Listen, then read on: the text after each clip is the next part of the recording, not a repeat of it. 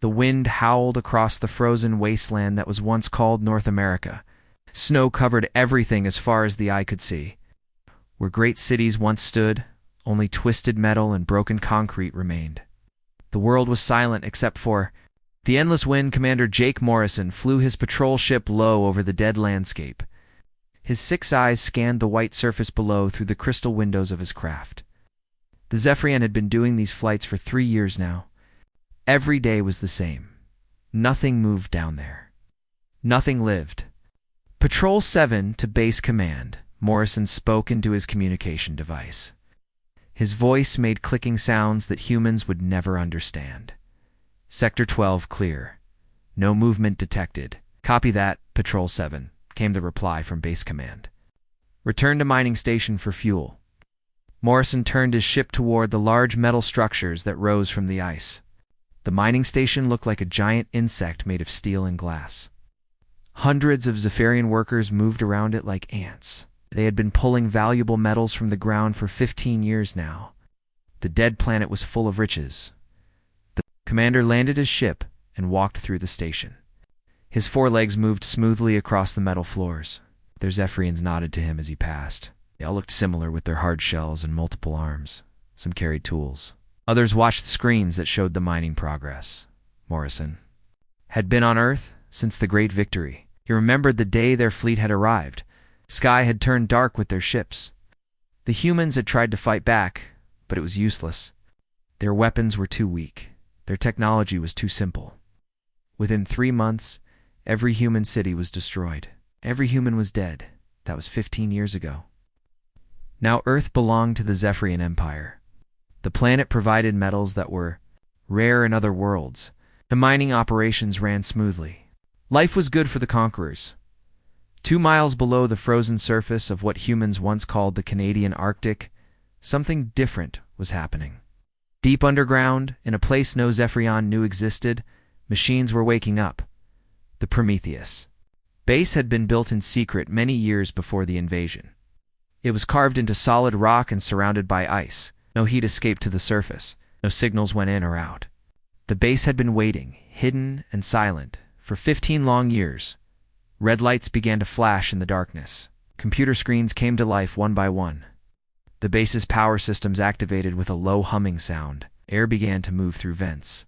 That had been closed for over a decade. In the deepest part of the base, a room full of white pods began to change.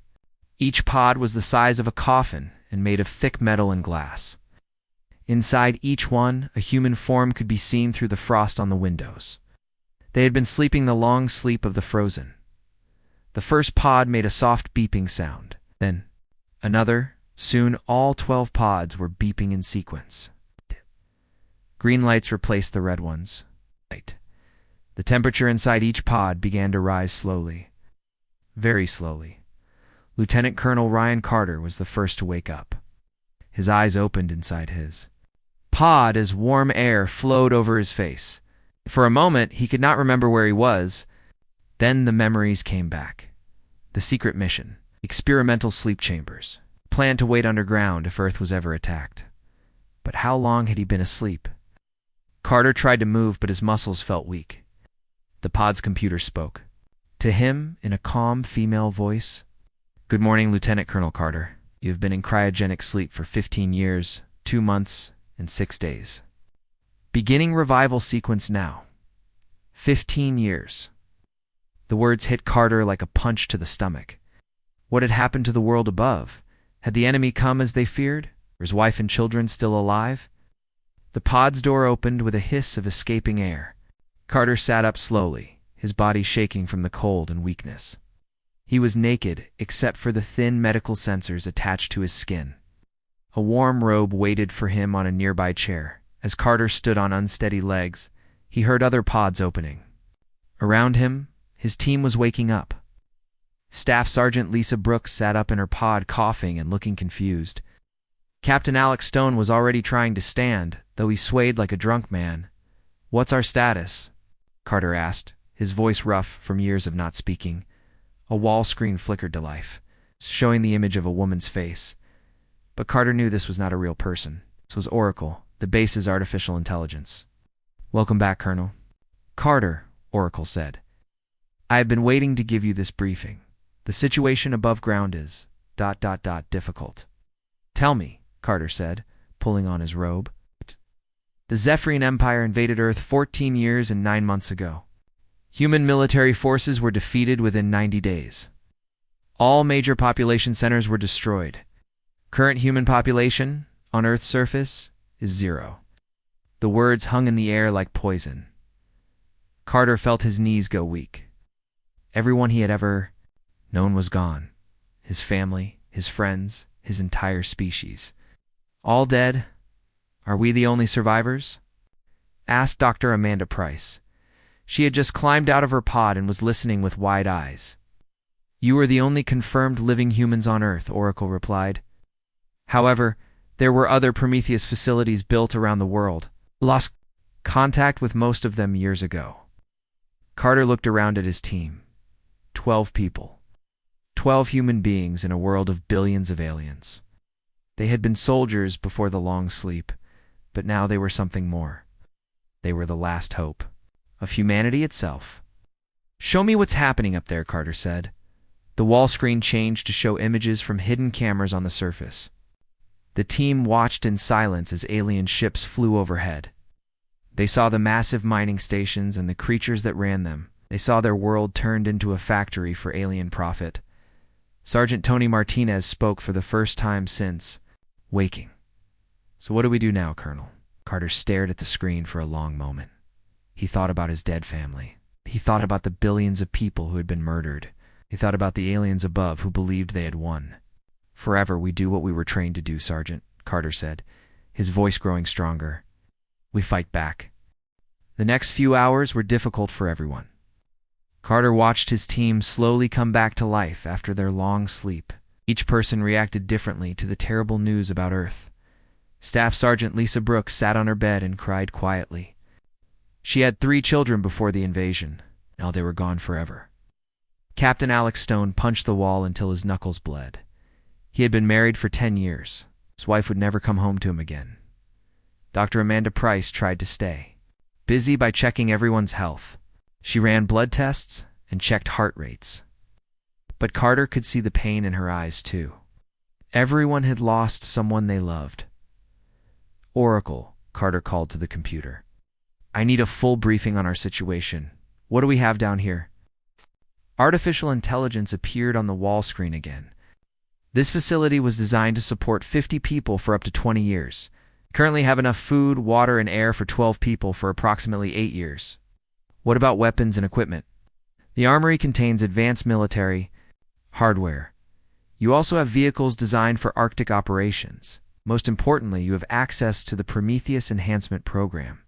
Carter had heard whispers about the enhancement program before his long sleep. It was supposed to make soldiers stronger and faster than normal humans, but the project had been top secret. Tell me about these enhancements, Carter said. Oracles. Image changed to show a medical diagram of the human body.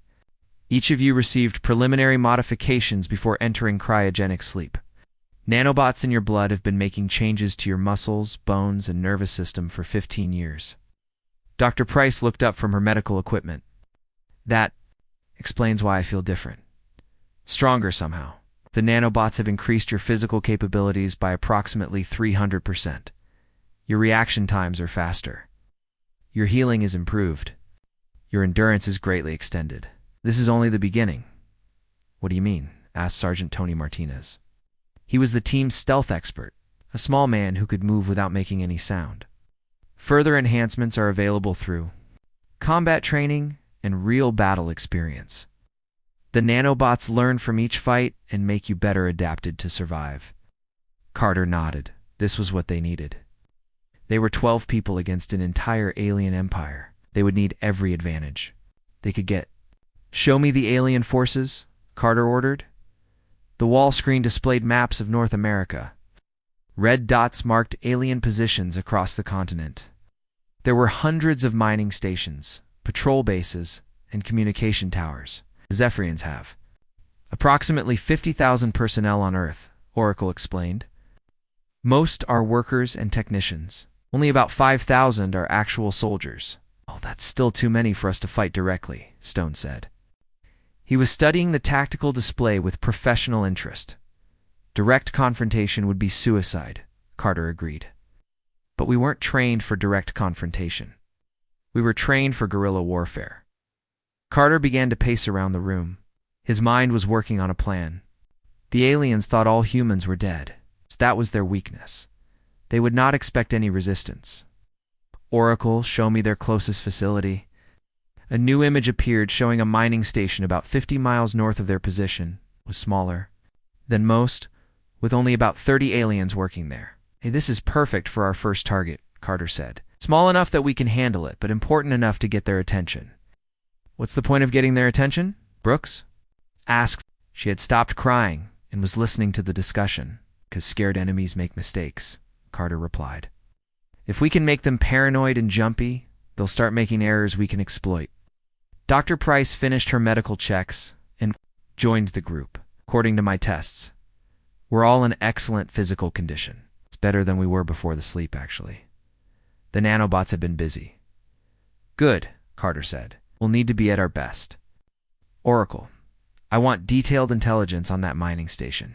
Guard rotations, communication schedules, supply deliveries. Everything.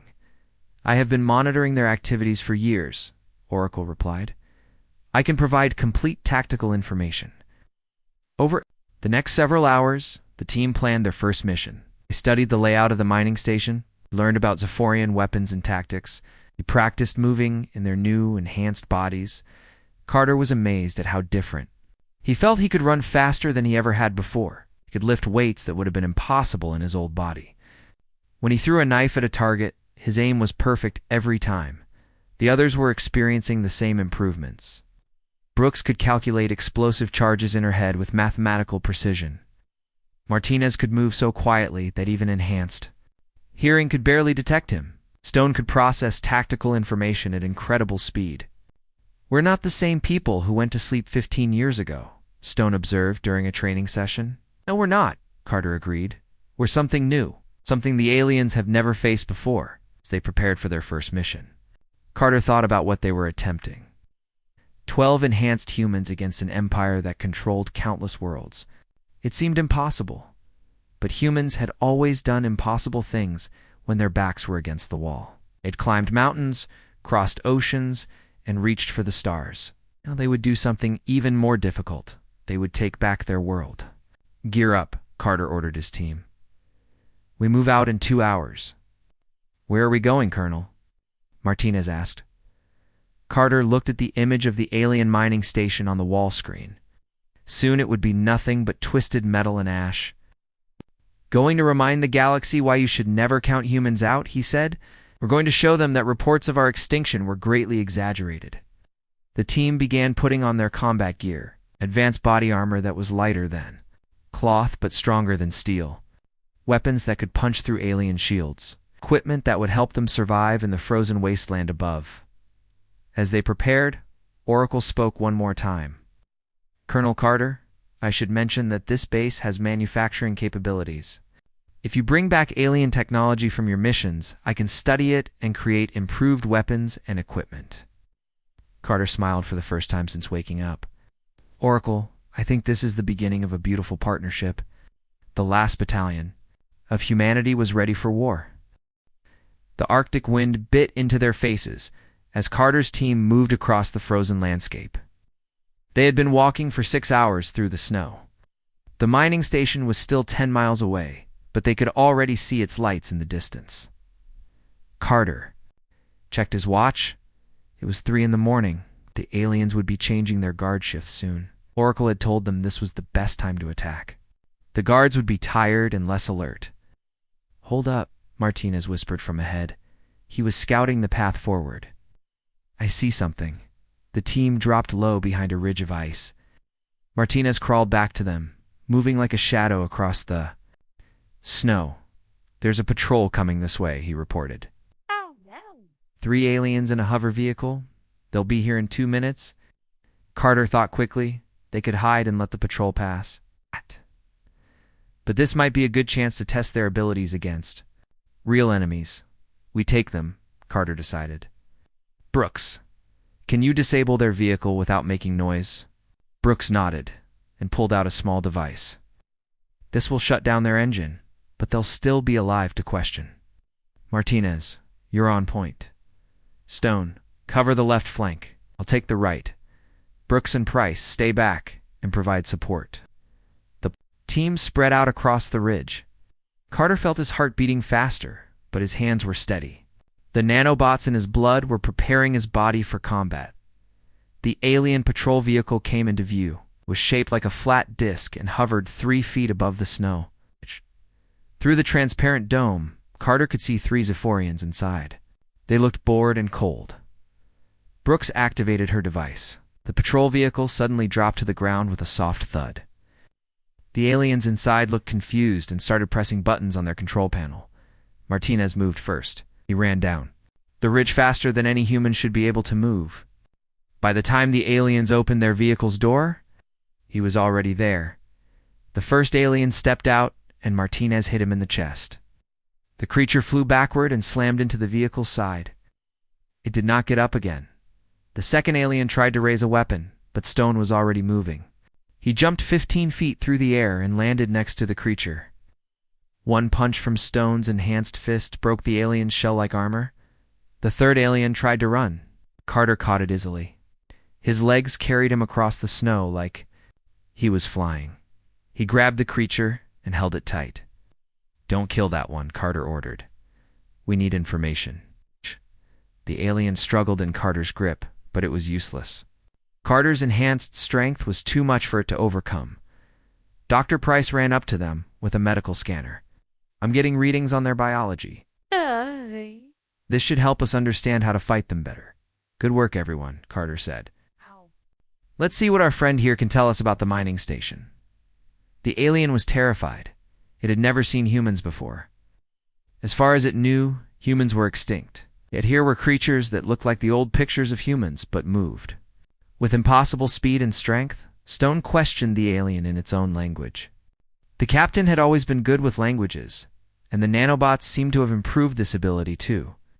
"It says the mining station has 28 workers and 12 guards," Stone reported. "They have heavy weapons, but most of the guards are sleeping right now." "Perfect," Carter said. "Anything else?" "The station manager is named Krelix. He's been here for 5 years. The alien says Krelix is cruel and the workers hate him." Carter nodded. Fear and anger among the enemy was something they could use. "Tie up our prisoner," Carter ordered. "We'll come back for him later." It left the alien bound and gagged near his broken vehicle, and they continued toward the mining station. As they got closer, Carter could see the full size of the facility. It was huge, with towers and pipes reaching up into the dark sky. Lights moved back and forth as machines worked through the night. There, Brooks pointed to a group of storage tanks. "If I can plant charges on those, the explosion will take out half the station." "What about the workers?" Dr. Price asked. "Some of them might be innocent." Carter looked at her with cold eyes. "Doctor, these aliens wiped out every man, woman, and child on Earth. There are no innocent aliens." Ace nodded. But Carter could see she was still uncomfortable with killing. That was fine. She was a doctor, not a soldier. But the rest of them would do what needed to be done. Martinez scouted the perimeter while the others planned their attack. He came back with good news. "The guards are lazy," he reported. "They're not patrolling properly. Can get us inside without being seen." "How long do you need to plant the charges?" Carter asked Brooks. "Give me 15 minutes once I'm inside," she replied. "Stone, you and I will create a distraction on the other side of the station. Price, you stay here and cover our escape route. Martinez, you go with Brooks and make sure she gets in safely." The team split up. Carter and Stone moved around to the far side of the mining station. There was a communications tower there, tall and covered with antenna arrays. "Think you can climb that?" Carter asked Stone. Stone looked up at the tower. It was at least 200 feet tall. With these new abilities, no problem. Carter watched in amazement as Stone began climbing the tower. He moved like a spider, his enhanced muscles carrying him up the metal structure without effort. Within minutes, Stone reached the top.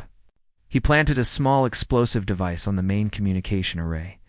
Then he climbed back down just as quickly. When that goes off, they won't be able to call for help, Stone said. Carter checked his watch. Brooks should be inside the station. By now, he activated his radio. Ghost 1 to Ghost 2, what's your status? Ghost to here, came Brooks' voice. I'm in position. Charges are set. Give me 2 more minutes. Copy that. Ghost 3, are you ready? Ghost 3 ready? Stone replied. Carter counted down in his head. 60 seconds. 30 seconds. 10 seconds. Execute, Carter said. Stone pressed the button on his detonator. The communication tower exploded in a shower of sparks and twisted metal. Alarms began blaring throughout the mining station. Aliens poured out of buildings, running in all directions. Some carried weapons. Others were trying to figure out what was happening. Then Brooks' charges exploded. The storage tanks went up like miniature suns, sending flames and debris high into the night sky. The explosion was so powerful that Carter felt the ground shake beneath his feet. Secondary explosions followed as the fire spread to other parts of the station. Aliens were screaming and running everywhere. Their carefully organized facility was turning into chaos. All units fall back to the rally point, Carter ordered. The team regrouped at their planned location, a safe distance from the burning station. They watched as the aliens tried desperately to fight the fires and save their equipment. Mission accomplished, Carter said with satisfaction. Now let's go home and plan our next target. As they walked back across the frozen landscape, Carter felt something he had not experienced in years. Hope. They had struck back at the enemy and won. It was only the beginning, but it was a start. Behind them, the mining station continued to burn, sending a column of smoke up into the dark sky. Soon, other aliens would see that smoke and wonder what had happened. The ghosts of humanity had returned to haunt their world. 3 weeks after the first attack, the aliens were getting nervous. Commander Morrison had investigated the destroyed mining station himself. He found human footprints in the snow. He found human weapons and equipment. The impossible was true. Humans were still alive on Earth. How many do you think there are? Asked Security Chief Vexhai. The 2 aliens were meeting in Morrison's office at the main command base. I don't know, Morrison replied. Maybe a few dozen. Maybe more. They're good at hiding. The High Command is sending reinforcements, Vexhai said. 2 battle cruisers. With elite troops, they should arrive within a month. Morrison nodded, but he was worried. These humans were different from the ones they had fought 15 years ago. They were faster, stronger, and smarter. They struck without warning and disappeared like smoke in the past 3 weeks. The human team had destroyed 5 more mining stations, 2 communication towers, and a supply depot. Each attack was perfectly planned and executed. The aliens never saw them coming deep in the Prometheus base. Carter was studying new intelligence from Oracle. The artificial intelligence had been monitoring alien communications and had discovered something important. There are other bases like this one, Oracle reported. I've located 13 facilities around the world. Most of them went silent years ago, but 3 are still showing signs of activity. What kind of activity? Carter asked. Automated systems are running. Life support is functioning. I believe there may be other survivors. Carter felt a surge of excitement. If there were other enhanced soldiers alive, they could coordinate a much larger resistance movement. Can you contact them? He asked. I can try. It'll require sending a signal that the aliens might detect. Carter thought about the risk. How? If the aliens found their base, everyone would die. But if there were other humans out there they needed to work together, do it, Carter decided, but make it quick. Oracle sent out a coded transmission to the other Prometheus facilities. For several minutes, there was only silence. Then slowly responses began to come in. I'm receiving replies from 2 locations, Oracle announced. 1 in Siberia, 1 in Australia. The Siberian facility reports 6 survivors. The Australian facility reports only 2. That's 8 more soldiers, Captain Stone said. Then nothing. The Siberian team is led by Major Kevin Walsh, Oracle continued. He's requesting a meeting. Carter made his decision quickly. Stone Martinez, you're with me. We're going to Siberia. That's halfway around the world, Dr. Price pointed out. How are we going to get there without being detected? Oracle answered. For Carter, this facility has a stealth aircraft. It was designed for long-range missions. The aliens won't be able to track it. 2 days later, Carter and his team were flying over the frozen landscape of Siberia. The stealth aircraft was amazing. It was completely invisible to radar and made almost no sound. Below them, they could see alien patrol ships moving across the snow. But none of them noticed the human aircraft passing overhead. The Siberian Prometheus base was hidden under a mountain, just like their own facility. When they landed, Major Kevin Walsh was waiting for them. He was a tall man with gray hair and tired eyes. Good to see other humans, Walsh said as he shook Carter's hand. I was beginning to think we were the only ones left. How many people do you have? Carter asked. 6, including myself. We lost 3 people when the base was flooded during the second year. Lieutenant Sarah Johnson is my second in command. Carter met the other survivors. They looked tired and worn down, but they were alive. That was what mattered. What's your situation here? Stone asked. So we've been hitting alien supply convoys, Walsh replied. Nothing as big as what you've been doing, but we've caused some damage. The problem is that the aliens are getting smarter. They're using different routes and better security. That's why we need to coordinate, Carter said. If we all attack at the same time, they won't know where to focus their defenses. Over the next few hours, the 2 teams planned to coordinate a strike. Carter's team would hit the main communication hub in North America. Walsh's team would take out the primary processing facility in Europe. The Australian team would attack supply ships in the Pacific. If we all strike within the same hour, the aliens will be completely confused, Carter explained. They won't know which attack is the real threat. What about the reinforcements Morrison mentioned? Martinez asked. He had been listening to alien communications. That's exactly why we need to act now, Carter replied, before those battle cruisers arrive. Lieutenant Sarah Johnson spoke up. Our base has been working on something that might help. We've been studying the alien technology we've captured. We think we can create a virus that will shut down their computer systems. Dr. Price leaned forward with interest. What kind of virus? Something that spreads through their communication networks, Johnson explained. If we can upload it to their main computer system, it will spread to every alien facility on Earth. How long would it take to shut them down? Carter asked. Maybe 30 minutes? Long enough for us to do some serious damage. Carter smiled. This was exactly what they needed. A way to level the playing field against superior numbers. Can you have the virus ready in 1 week? He asked. We can try, Walsh replied. Good, here's the plan.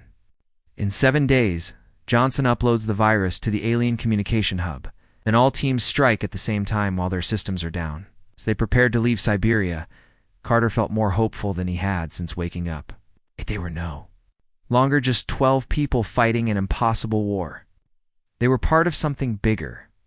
The flight back to their base was quiet. Each man was thinking about the mission ahead. It would be dangerous. Some of them might not survive, but for the first time in 15 years, humanity was fighting back with real coordination and purpose. Oracle Carter said as they landed at their base. Right. I want you to contact every Prometheus facility that's still active. Tell them about our plan. What if some of the facilities have been compromised? Oracle asked. And we'll find out soon enough, Carter replied. But we can't win this war by hiding underground forever. It's time to wake up all the sleeping giants. As Carter walked back into the base, he thought about Major Walsh and his team. They had been fighting alone for years, just like Carter's team. But now, they were united. The aliens had made a mistake 15 years ago. They thought they had killed all the humans, but humans were hard to kill completely. There were always a few survivors, hiding in the dark places, waiting for their chance to strike back. Brooks was waiting for him in the command center. How did it go? She asked. Better than I hoped, Carter replied. We're not alone anymore. So, what's our next move? Carter looked at the tactical display showing alien positions across North America. Soon, All of those red dots would be under attack at the same time. We show the galaxy what happens when you underestimate humanity, he said. We show them that we don't stay dead. Outside, the wind howled across the frozen landscape, but deep. Underground, the fires of human resistance were burning brighter than ever. The alien battlecruisers arrived 2 days early. Carter watched them through the base's hidden cameras as the massive ships entered Earth's atmosphere. Each ship was the size of a city, bristling with weapons and carrying thousands of elite soldiers. They're not taking any chances, Stone observed as they studied the tactical display. Those ships could glass the entire planet if they wanted to. Which is exactly why our plan has to work, Carter replied. Oracle, what's the status on the virus? Johnson's team completed it yesterday, the AI reported. They've transmitted the code to all active Prometheus facilities. We're ready to deploy it on your signal. Carter looked around the command center at his team. Over the past months, they had all changed. The nanobots had made them stronger and faster, but more than that, they had become something beyond human. Their eyes glowed slightly in the dark. Their movements were too quick and precise. They were evolution in action. Dr. Price, Carter said, show me the final enhancement data. Price pulled up her medical scans on the wall screen. The nanobots have been adapting to our combat experiences. Each battle has made us more efficient, but there's one more upgrade available. What kind of upgrade? Total integration. The nanobots can rewrite our DNA completely. We would become something new, stronger than any creature that has ever lived on Earth. What's the cost? Carter asked, though he suspected he already knew. We would no longer be human, Price said quietly. Not in any biological sense. It would be something else entirely. Carter nodded. He'd been expecting this moment. From the beginning, the Prometheus project had been about creating the ultimate soldier. But becoming the ultimate soldier meant leaving humanity behind. The choice is yours to make individually, Carter told his team. No one will be forced to take the final enhancement. One by one, his people made their decisions. Brooks was the first to volunteer. My family is dead. My world is dead. If becoming a monster is what it takes to get revenge, then that's what I'll do. Martinez nodded his agreement. Count me in, Colonel. Stone was next. We've come this far. Might as well see it through to the end. Dr. Price hesitated longer than the others. The medical risks are unknown. He could die during the transformation. We're probably going to die anyway, Carter pointed out. At least this way, we might take some of them with us. In the end, all 12 members of the team chose to undergo the final enhancement. They had nothing left to lose and everything to gain. The transformation process took 6 hours. Carter felt his body changing at the cellular level. His bones became denser. His muscles grew stronger. His nervous system rewired itself for faster reactions. When it was over, he felt like a god of war. How do you feel? Price asked. Her voice sounded different now, more powerful. Carter tested his new abilities. He could see in perfect darkness. He could hear conversations happening miles away, could move faster than the eye could follow. I feel ready, he said. The global attack began at exactly midnight, Earth time. Johnson's virus uploaded into the alien communication network and began spreading like wildfire. Within minutes, alien computers all over the planet started shutting down. Carter's team struck the main communication hub in what used to be Chicago. The facility was massive, but they moved through it like deadly shadows. Enhanced beyond human limits, they were unstoppable. Brooks punched through solid steel walls with her bare hands.